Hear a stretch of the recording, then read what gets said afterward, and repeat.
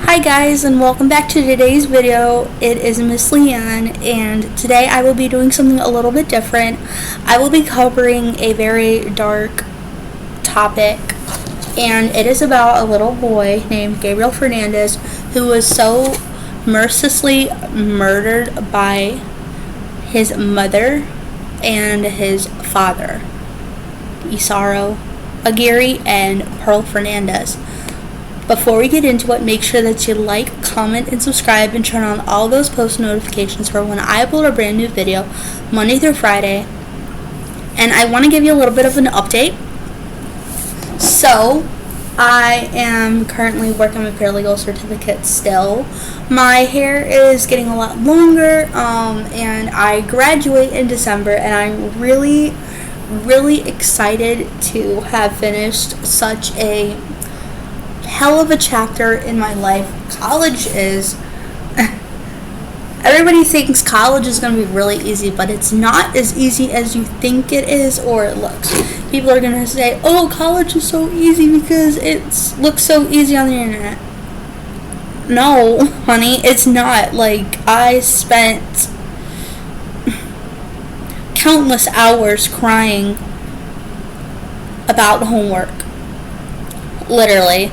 So, yeah, I will be doing an update on, like, my life more. This is just, like, a little bit of a synopsis into what I'll be talking about. But I'll be doing a more thorough update later on this summer. Probably not, like, right after this video. Not after this video, but, like,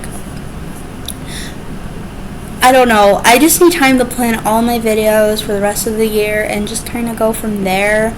I can say I have had, my mental health is like plummeting lower and lower, but today I finally got myself in the right headspace, in the right state of mind to just kind of do this video of Gabriel Fernandez. Now, Gabriel Fernandez is about an 8-year-old boy who was tortured to death, and some people were saying it was a hate crime. Some people were saying that DCFS had involvement in the case, which I definitely have to agree on, because there are so many problems with DHS and DCFS in all 50 states, just in general, because of the practices that are put into place. I feel like need to, like, get extended more on, because this shouldn't be happening to literal children who are in the hands of DHS, essentially.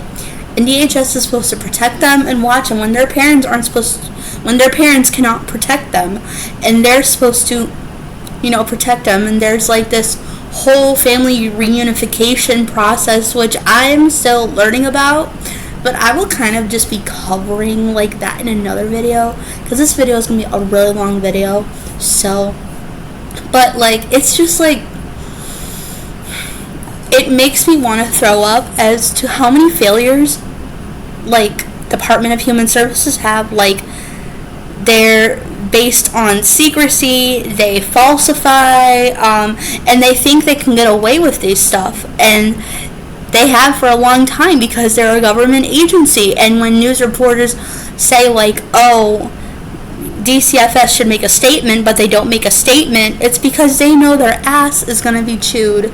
So, excuse my French. Anyways, I'm going to try to be as respectful and as calm, and just remember that this case is about a little boy who died at the hands of evil, vicious parents, such as Isaro Aguirre and Pearl Fernandez, and not only on the impact that it's had on them, but it has had a major impact on his family. Even his oldest siblings, Virginia and Ezekiel Fernandez, which I will be getting into the case. So, like, subscribe, make sure to comment on this video. Tell me if I did a good job or a bad job, and what I need to work on, and what I, could do better, because I really want to make sure that these cases are done in a respectful manner. And if you guys feel like I'm doing something wrong or just saying something wrong or something, just tell me down below in the comment box so that I know how to do better, because I truly want to spread awareness on topics that are really difficult in a respectful manner. Okay, let's get on to the actual case. I will make sure to research, describe, and tell the story of this case as accurate and as respectfully as possible, because it is about the victims in this case who need to have their voices be heard. There will be parts of the case where I will be discussing the LA County DCFS, or Department of Child and Family Services, documentation. I am actively copying information from what was shown on the following documentary of the trial of Gabriel Fernandez, and I will link all sources down below in the description box. Who was Gabriel Fernandez? Gabriel Fernandez was born on February 20th, 2005 in Palmdale, California, to Pearl Fernandez and her former boyfriend, Luis. He had two older siblings, Virginia and Ezekiel Fernandez, who had been traumatized by the murder of their 8-year-old brother, Gabriel Fernandez. He was known to be a happy, playful, loving boy who had a sweet spirit and wanting to love his mom, even though she had abused him mercilessly, which I feel like this is an important indicator on what kind of character Gabriel had. So anyways, let's get back to Pearl Fernandez's former boyfriend, Luis. Luis had decided to name Gabriel for their baby because it means the angels are strong in faith, and he had a connection with God. I also had a brother named Gabriel Sorry, I'm getting stuttering on my words. But I had a brother named Gabriel who unfortunately is dead. So I think that's why this case touches me so much, because it has a very significant impact on my life just because of the name. That's how much a case can affect you. So anyways, so when Gabriel Fernandez was born in 2005, Pearl Fernandez left her baby, Gabriel Fernandez, at the hospital because she did not want anything to do with him, and it really shows later on in this case as we get more and more into depth onto what actually happened. So Gabriel's two uncles, Michael Carranza and Dave Carranza, took in Gabriel Fernandez like they were his son, and they loved him, and they were so amazing to him. It just shows in pictures and just in the documentary how much they truly loved Gabriel Fernandez. So Pearl Fernandez's dad, Robert Fernandez, said two gay individuals should not be raising him. So I'm assuming Robert Carranza called DCFS. So anyways, somebody called DCFS on Michael Carranza because they had allocated that Gabriel was molested, which had not been substantial, and Dave Carranza stated that the allegations were false, and the DCFS documentation had shown that they were false. So, anyways, as I go on and I talk about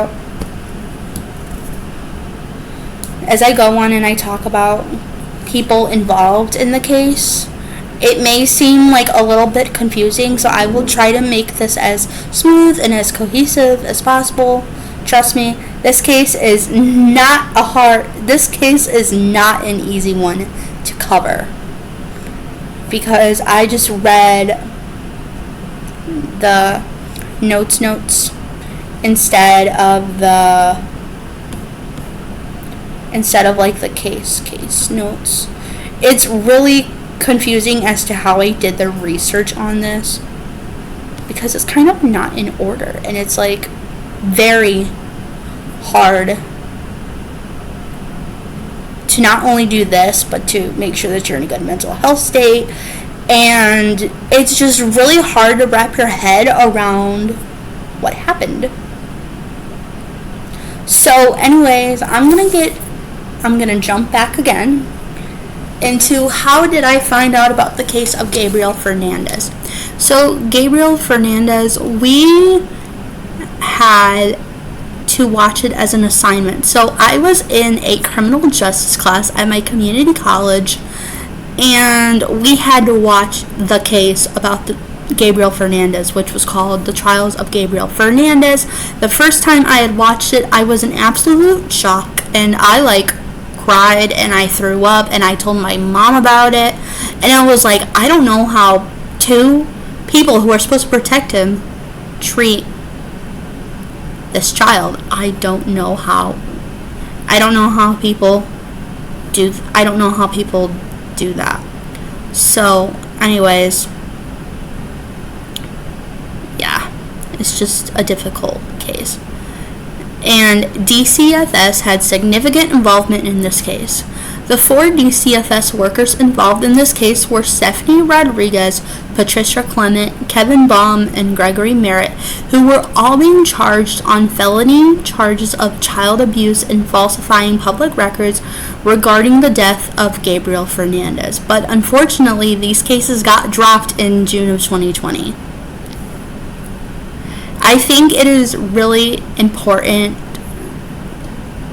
when discussing this case. I'm going to start off with the death of Gabriel Fernandez so that we can get a little bit of an understanding of what the crime scene was actually like, so that we can just think about how hard the crime scene was and what it must have been like to have such torture and such malice and abuse at the palms of people who were supposed to be his protectors. So anyways, a 911 call was made to Gabriel Fernandez's home, and it essentially was saying that he slipped in the bathtub and fell. So, trigger warning, this is really graphic and this is child abuse. If this is uncomfortable for you, just please fast forward and just,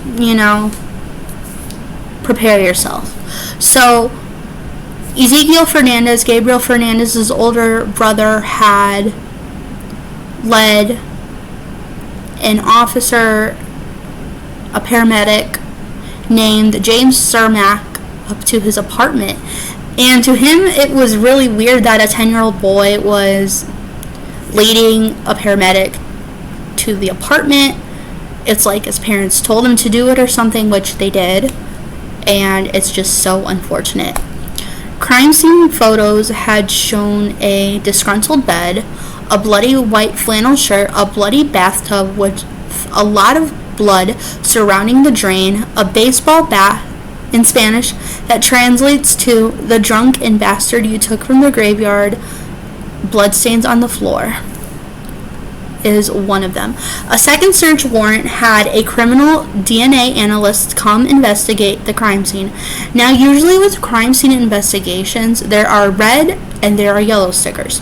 The red stickers represent the amount of blood in a crime scene, and the yellow stickers represent damage to property. She had first marked the red stickers with spots of blood, and then she ran out of red stickers because there was just so much blood that she had to actually use yellow stickers because she had those on hand. At the foot of this bed, there would be a cupboard where they would call the box. And guys, it is literally so disturbing to know what they did to Gabriel Fernandez in the box that I will be telling you about. So essentially, they would put Gabriel Fernandez in the box, they would tie his arms and legs with a rope, put a sock in his mouth, and then tie a bandana around the sock in his mouth at night and sometimes during the day. Now, this could explain why he had the ligature marks on his arms, on his wrists and ankles, which I'll be getting more into the autopsy photos in a few minutes. And this crime scene was so bad that there were over 1,200 exhibits regarding the case of Gabriel Fernandez. Now, basically, if you don't know anything about, how the legal system works, they call these exhibits. So basically, what exhibits are is they are, pictures and evidence that people who investigate the crime scene take, whether that's a detective or a criminal analyst. So anyways, James Cermak remembered 10-year-old Ezekiel Fernandez was outside directing both Cermak and Sean Fox, which was another paramedic on scene. His left palm hand was burned. He had bite marks, bruises, a depressed skull, little holes all over his body as if he had been shot with a BB gun, ligature marks. The amount of damage inflicted to a child is unbelievable, and I have seen the autopsy photos everywhere, from the internet to the documentary, and if you look these up, they are so horrible. They're out there, and everybody can see them, which is really sad, but unfortunately, that's how it is with a lot of these things, because people are just genuinely interested. But just warning, if you look up these photos, they are so horrible. Sean Fox states that Gabriel Fernandez was on the floor face up with severe distress. Noticing that the child was not breathing, he was in cardiac arrest, had no heartbeat, had started compression, ventilation, and was given adrenaline to restart the heart. The nature of the call was the full arrest of a child. James Cermak states that when they started doing CPR, they noticed all the trauma all over his body, head to toe. And when I mean head to toe, I literally mean head to toe. And it was so crazy because Sean Fox and James Cermak thought that Gabriel Fernandez had a skin disease. And when you look at these photos, you may think the same thing, but to other eyes of the public, it's shown abuse. Gabriel Fernandez had 2 dresses in his closet because basically, as I get into the torture, people were saying it was a hate crime allegation because Asaro just did not, he hated Gabriel, that he had thought that he was gay. There is physical evidence that Pearl and Asaro Aguirre wanted to mutually abuse and torture Gabriel Fernandez. There had been a suicide note that Gabriel supposedly wrote out. I'm not sure if it was Gabriel who wrote it or if it was Pearl Fernandez making it look like it.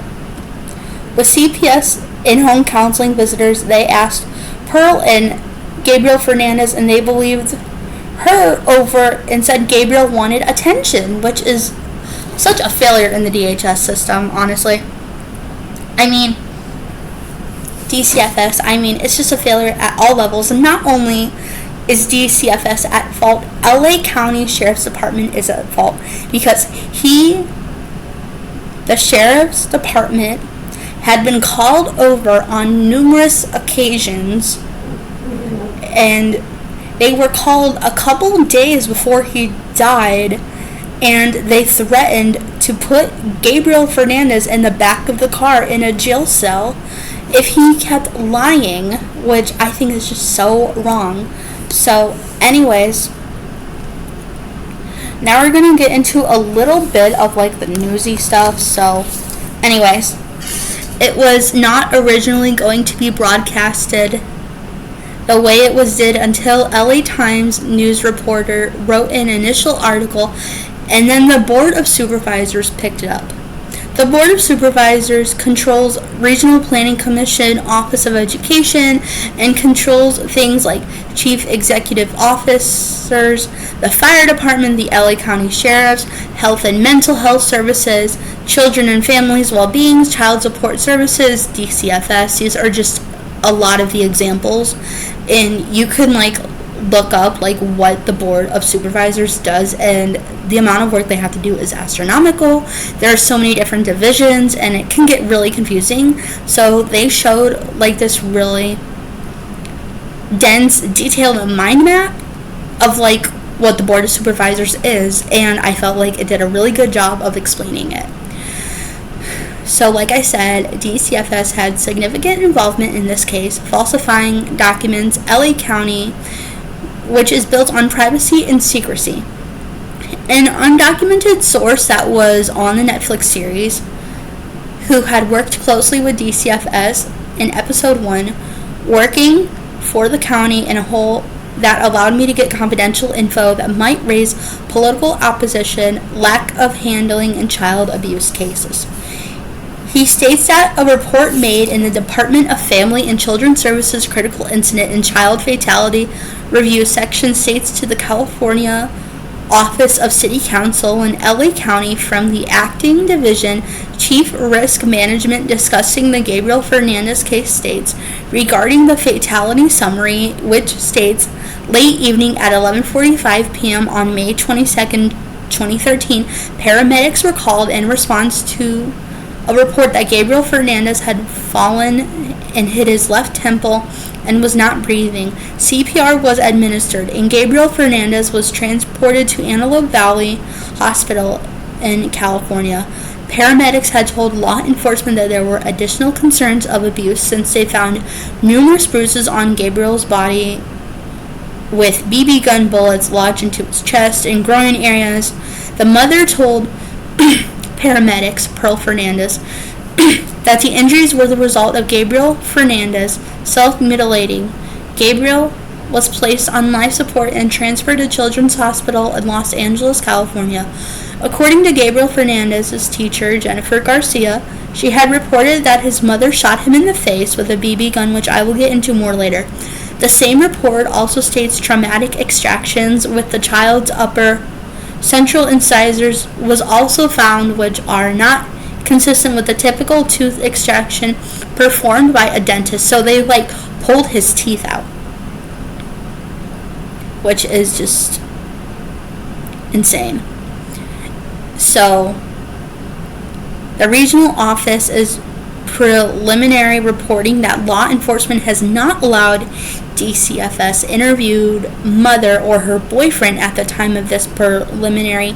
Media reports indicates that the mother's boyfriend has confessed with Gabriel in the stomach at all times, 20 times, which he'd been kicked in the stomach at least 20 times. The mother has been uncooperative with the police as far as the boyfriend is under arrest for attempted murder, and the mother is under arrest of torture charges, and she and the boyfriend are being held on a $1 million and $100,000 bond, respectively. This incident is under investigation by the Los Angeles Department Special Victims Bureau unit. The anonymous source also stated that a security guard at Gain office, which is basically another welfare agency, phoned it in and investigated. According to the same anonymous source, speaking on the Netflix series The Trials of Gabriel Fernandez, the documents had shown that there were more referral dates with a referral database from November 22nd, which is a redacted allegation to be the victim of physical abuse as a relative in the report. Mother hits the blank and does not want him or the other children's allegations, which they become unfounded. This was presumably Virginia Fernandez.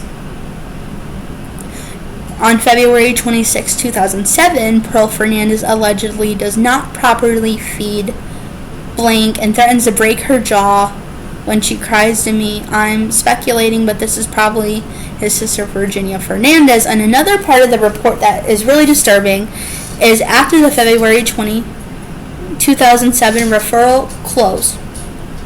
About May 2nd of 2007, the mother gives children Blank and Gabriel to the maternal grandparents because of substance abuse problems, according to the maternal grandmother. And the maternal grandmother reports that during April 13th in 2011, during an investigation that was conducted, the same source had shown a different report in the same documentary that Gabriel Fernandez had 2 cases of severe neglect, and the allegation dispositions had become unfounded, and this was a referral back in August 22nd, 2003. So Gabriel Fernandez was about 6 months old at this time. I'm not sure if this is Gabriel Fernandez or somebody else. There was another referral history ID documented on February 26, 2007 with being a victim with emotional abuse again, and the allegation had been unfounded. There was another referral history with a referral date of March 26, 2013. Now, if you look at this date closely, this is around 2 months before Gabriel Fernandez had died, and this allegation type was at-risk sibling abuse stated twice in the allegation disposition was blank, does not say unfounded or anything else. That is just blank. Another referral history incident reported was on April 3rd of 2011, and this was general neglect. And again, the allegation does this position state again that this was unfounded on the fatality report that the Netflix documentary shows. It specifically states on May 24th, 2013 at 2:52 p.m., assuming that this is LA County Children's Hospital. This is when Gabriel is dead. Okay, I just wanted to pause there. That was a lot of incident reports. So not all these incident reports were with the same person. Like I said, one of them was Virginia Fernandez, as we saw in the redacted report, because it said her, so I assumed Virginia Fernandez. And Pearl Fernandez, it is clear to me that Pearl Fernandez had not only abused Gabriel, but she also abused his other siblings, but Gabriel Fernandez got like the grunt of it, which is horrible. So let's get back into it in a little bit. The same person states that this is breached protocol and breaching trust and legal obligations, and he did it because he did not want suffering like this to continue. So this was the gain officer. This sentence was discussing about the gain officer because he wanted to phone it in, and he talked to the supervisor. I think her name was Marissa, and she said no because it was work day and they didn't want to work overtime, which is horrible, and it was Friday at 4:30 p.m. I don't understand how you go into this job and there is clearly an emergency and you don't want to do your job. Like, seriously, then what the fuck are you in this field for, you know? Like, it's just ridiculous. So anyways, the news reports moved quickly after they saw the documentation, and it quickly grabbed attention like everywhere. Jackie Lacey was the LA County's top prosecutor in the LA County's Hall of Justice. And I just want to say, Jackie Lacey did a really good job, and not only in this case, but she is a really good prosecuting attorney. She is like no nonsense woman, and she is just amazing. According to ABC 7 News, Jackie Lacey for the LA District Attorney's Office said, "We believe these social workers were criminally negligent and performed their legal duties with willful disregard for Gabriel's well-being. They should be held responsible for their actions." The 4 DCFS workers involved in this case were Stephanie Rodriguez, Patricia Clement, Kevin Baum, and Gregory Merritt, which I have no words. And they were being charged with felony charges of child abuse and for falsifying public records, which were unfortunately dropped in June of 2020, which pisses me off. So, I have a lot to say about Stephanie Rodriguez. So, she was a new person on the job. I think she was newer, like she must have been a graduate. And I think what bugs me the most is that people go into this field with the intention of helping people and with the intention of changing lives and being like a first response person. That's what it's supposed to be, essentially. But there are so many people in the first response community that just want it for the money, and I think it pisses me off more than anything, because my mom was a nurse, and like my mom was a nurse for a long time, and she did a good job. And if my mom treated anybody like this, you know, and how bad that would look. Like, she loved nursing, and when I told her about the social workers in this case, it was just, I don't understand, like, why you want to be a social worker, but you also don't want to do your job and save kids' lives. Like, I understand your casework may be overloaded or whatever, but as Child Protective Services, you're supposed to go into the apartment, investigate it a little bit, talk to the parent, and if you feel like, as a CPS worker, you feel like they aren't telling the truth, you're supposed to take the child to another room and check for any bruisings and stuff like that. Like, that is their job, and Stephanie didn't do that. And she got fired. I think all of these got fired. I don't know, but there are so many disgusting words that I could say. Anyways, to get back to the case, Jackie Lacey said that they were intentional and this had resulted in Gabriel dying. I agree. John Hatami was the main prosecutor for the case of Gabriel Fernandez and was senior prosecutor in these cases. So, some facts to know about this case, just simple facts. Jackie Lacey created the Complex Child Abuse Unit in California. Michael Sklar was a defense attorney for Pearl Fernandez and Asaro Aguirre. The judge for the Gabriel Fernandez case is George Lamelli, and he does an amazing job. The defense attorney, Michael Sklar, filed an Atkins motion for Pearl Fernandez, believing she had an intellectual disability, which essentially elongated the time of the trial. It elongated the duration of the trial. I feel like, this is me going on another tangent, but I feel like if you know right from wrong, just if you know the moral basics of right and wrong, and you murder somebody, you shouldn't be getting cut so easy. You should not. I don't care if you have an intellectual disability or a physical disability, whatever. You should still be sentenced.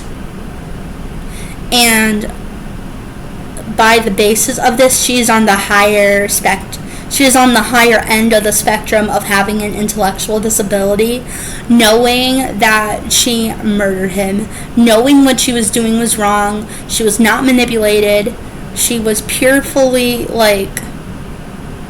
content with killing her 8-year-old son. She was involved and purposefully involved to kill an 8-year-old child, and then she wants to get cut easily. I don't care. That's wrong. So, anyways, so the prosecutor wanted the jury to see that there was systematic inflicted torture on Gabriel Fernandez. The defendant, so John Hatami had stated, the defendant, Asaro Aguirre, weighed 270 pounds and Gabriel Fernandez weighed 59 pounds. Now, who has more power, the defendant or the plaintiff? So the plaintiff is the victim and the defendant is the perpetrator, essentially. So Asaro Aguirre clearly had more power than Gabriel Fernandez. So there's a journalist on into the case, and her name was Melissa Chadburn. And she asks the question if Asaro Aguirre is a monster, and the defense tries to show that Asaro was in a blind rage, and the prosecutor wanted to illustrate that this was an intentional act with the infliction of torture. Melissa Chadburn says from the emergency response they did not seem upset. Anthony Buzzard, I think, from the LA Fire Department, Bazillion, I don't know. The condition of the case does not match with somebody who should feel. Both parents were very argumentative and defensive. Pearl Fernandez was more worried about her cats rather than her 8-year-old son. Let's talk about both people involved into the murder, which are Pearl Fernandez and Asaro Aguirre, and I'm not going to give them that much time because they don't deserve any of my words. They really don't deserve any of my words. If anybody deserves more words, it's Gabriel Fernandez. So, Wendy Smith, who is a distinguished scholar at the USC School of Social Work, studied Pearl Fernandez and found these reports with the following statement. According to Pearl's neurocognitive report, it states she had limited intellectual capability and had intellectual disability, 8th grade education, and used drugs and methamphetamines. She had depressive personality disorders, PTSD, frontal lobe abnormalities, and and she was gang raped when she was 12, I think, and then she had gone through an attempted rape by her uncle at a very young age. So this statement, from what she's saying, to me, does not justify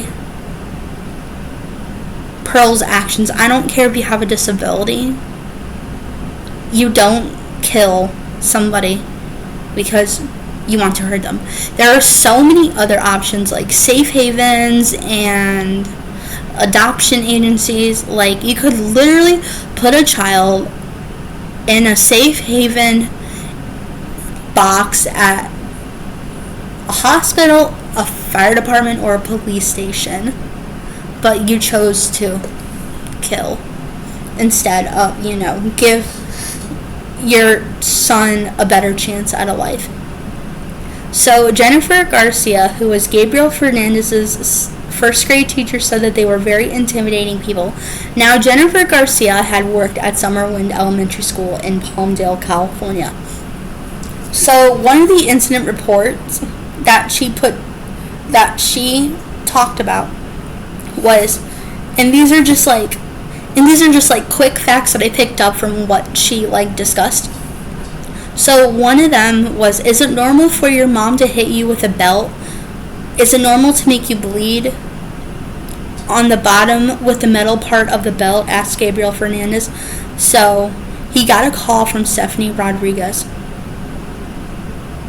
So one incident in the class that Gabriel Fernandez had acted out was when Jennifer Garcia told Gabriel Fernandez to pick up his pencil, and he had a bad temper and just screamed, and she was like, okay. He would kick walls, and then Jennifer Garcia had witnessed hair missing with scabs underneath and cut on his ear with a fat swollen lip. He said his mom punched him in the mouth. Teacher was not even allowed to investigate because she tried to call the principal, and the principal said it's not their job to investigate, which I think is wrong. And I'm not trying to laugh, but there's something going on.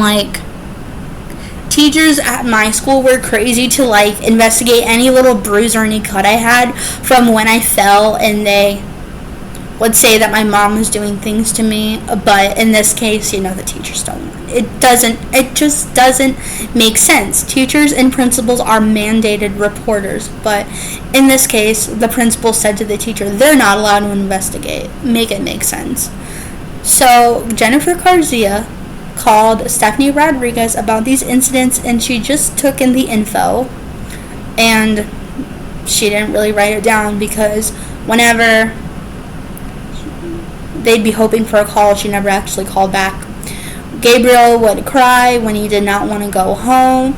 The next time he came into school, he had swollen eyes, bruises all over his face. When the teacher asked, he said his mom shot him with a BB gun. When Stephanie Rodriguez came into Gabriel's residence, he got hurt worse. This was not investigated by medical professionals, and no medical follow-up regarding any injuries to Gabriel Fernandez. Now, could you imagine being a teacher at like a first or third grade and hearing your students say, "My mom shot me with a BB gun"? What would you do? Your first instinct would be to report it, but when she did report it, Stephanie Rodriguez would come in and didn't really help. Then Pearl Fernandez hurt Gabriel even more.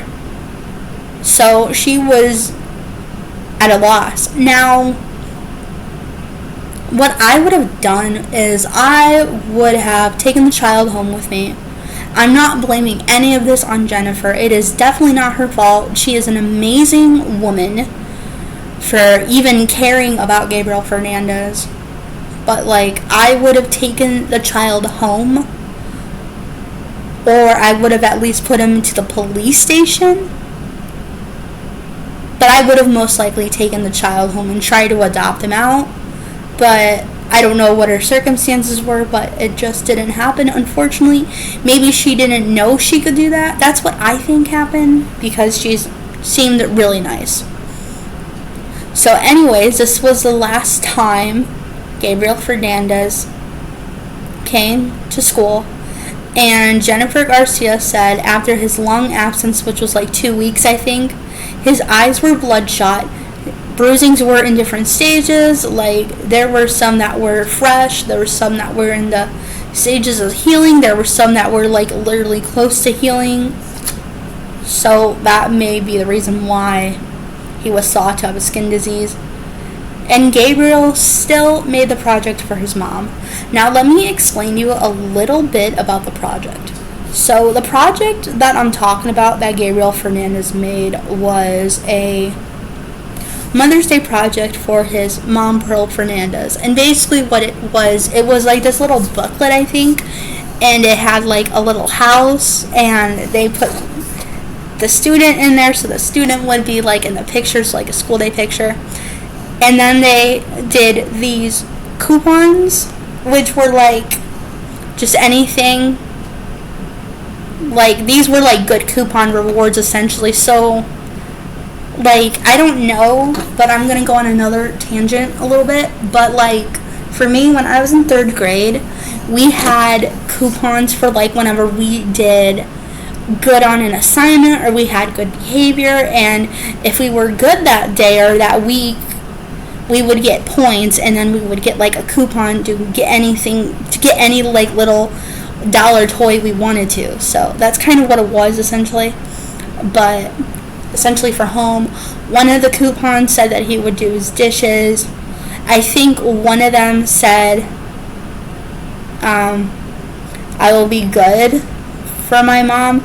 Like, he always wanted to be good for his mom, which is really sad. I mean, every kid wants to be good and do good, but it just, I don't know, it just is so heartbreaking. Like, I don't know. Like, one of them, I can't remember exactly because it's been like 8 months since I watched it. I had to quit watching it because I was having mental breakdowns after mental breakdown about it. Like, one of them, he just really loved his mom, and then came the pictures. So they took 3 pictures of him, and it was MOM. And I wanted to make a little side note. Jennifer Garcia asked Gabriel Fernandez if he wanted to do the project, because she knew what was happening at home. And she felt bad if she put him in a tough situation and he didn't really want to do it or something like that. So I thought that was very considerate of her to do that. So, yeah. So that was the last project, and to this day she still has it. Like I said, I already stated what happened. I feel like DCFS could have done so much more to this case to help out a poor little boy like Gabriel Fernandez. I mean, if you saw the photos of him, you would know that he was abused. My 8-year-old nephew would know that he needed help. But, yeah, nobody chooses to do it. The LA County Sheriff's Department thought he was lying. And, I want to get into the autopsy a little bit, because I feel like if we do the autopsy, it's going to be a little bit easier. So my video cut off a little bit. I'm going to try to merge these videos together. If not, it's going to be the second part of the video. But anyways, I'm going to get into the autopsy report of Gabriel Fernandez, since I feel like it's just really important to really express how much he was injured. But before we get into that, make sure that you like, comment, and subscribe, and turn on all those post notifications for when I upload a brand new video, Monday through Friday. And yeah, let's get into the autopsy photos. So, forensic radiologist Donald Boger states that most important part concerning the ribs was there are multiple bilateral rib fractures. Fractures on both sides of the chest of variable ages. He also talked about the periosteum, which is a covering of the soft tissue around the bones where all the nerve endings are. The bones itself do not hurt, but the periosteum, which carries the nerve endings, does. When you have a fracture and the bone moves, you get irritation of the periosteum where all the nerve endings and the nerve themselves live. The prosecution asked, does breathing hurt the nerves? Donald Boger stated, again, with motion, either direct or breathing in any motion of the rib. If the fragments of the bones of the ribs move, it irritates the periosteum and hurts. This shows that each day he was living with the defendants, it was very painful. The next on the stand they shown was forensic pathologist for the LA County Coroner's Office, James Rebe. The prosecution asked how long the autopsy took. Rebe responded, it took 2 days. The prosecution asked, is it normal for an autopsy to take 2 days? With James Rebe responding, no. The prosecution asked why. Rebe responded to document the injuries. And there were so many. Then they talked about the thymus gland. The thymus gland is a gland in the throat in the upper chest area of children and young people, inside Gabriel's rib cage in the front. And in a child 8 years old, it is supposed to be a white, plump, soft gland that weighs 35 to 50 grams, and in some cases 100 grams. Gabriel barely had a thymus gland that was 10 grams and barely even there. This is called stress atrophy, which means Gabriel Fernandez was under severe emotional distress as well as psychological distress for a long period of time, meaning months. When James Rebe examined Gabriel Fernandez's head, the autopsy showed that he had a subdural hematoma, which is bleeding inside the head caused by blunt force trauma. The manner of death to Gabriel Fernandez was homicide. Then there was an examination of Gabriel Fernandez's stomach done, and that the only things left in his stomach were cat litter and feces. Hatami, the prosecutor, testified that the cubby that Gabriel was kept in because they did not like him because he was gay. So that's basically like all I have for the autopsy. And then they go on to sentence Pearl to life imprisonment without the possibility of parole, and Asaro Aguirre to death at the St. Quentin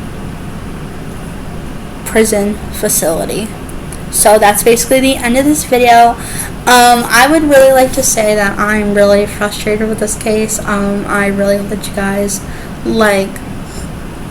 really enjoyed listening to my take on the case. This was so hard to do. It took 9 months to do, and yeah.